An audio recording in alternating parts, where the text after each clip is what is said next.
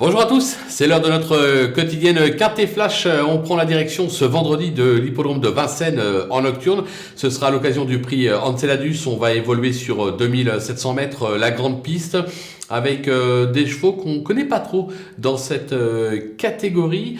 Il va falloir être bien inspiré parce que franchement, ils se tiennent de près. Et il a fallu faire des choix pour en éliminer et des choix également pour trouver les bases de cette épreuve.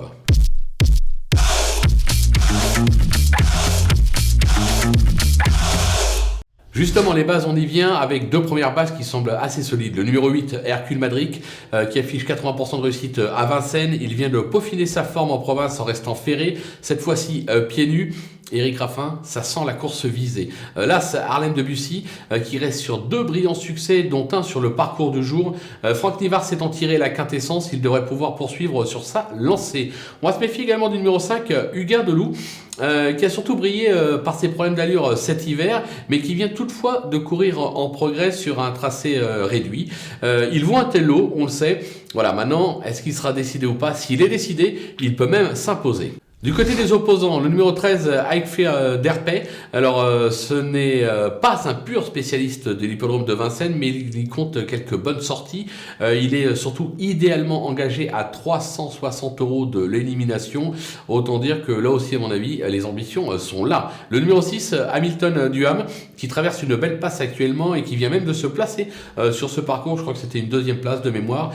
Sur sa lancée, il peut de nouveau envisager un podium. Le numéro 7, Hôtel Mystique, qui a déjà triomphé sur cette piste, mais qui semble posséder plus de vitesse que de tenue. Il reste assez délicat à utiliser.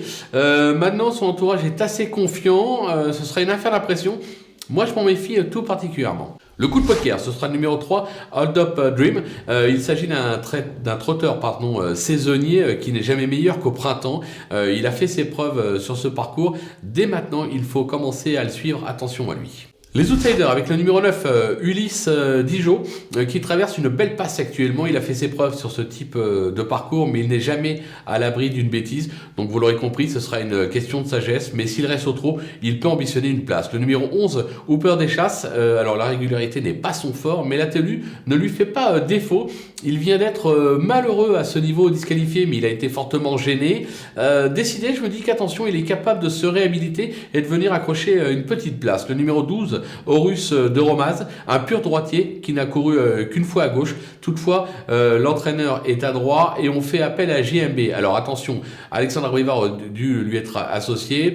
On a pris JMB puisque Alexandre n'était pas disponible. Son entourage dit attention, c'est pas une course visée, c'est pas parce que je prends JMB que je compte la gagne, c'est plus une course test. Mais je me dis qu'avec JMB, il est capable de nous inventer quelque chose, raison pour laquelle je me refuse de l'éliminer totalement.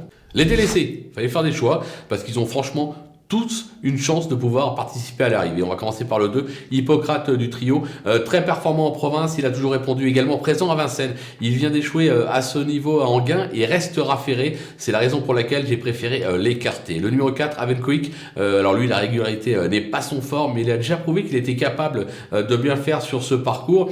Là encore, avec le bon parcours, on peut pas totalement l'éliminer, mais il faut faire des choix. Donc je prends le risque de l'écarter de ma sélection. Et enfin le numéro 10, Hollywood Dubois, qui se montre plutôt appliqué depuis ses débuts, mais surtout corde à droite. La tenue ne lui fait pas défaut. Là aussi, il fait partie des nombreux prétendants aux accessites pour faire afficher une cote, mais on peut pas tous les retenir.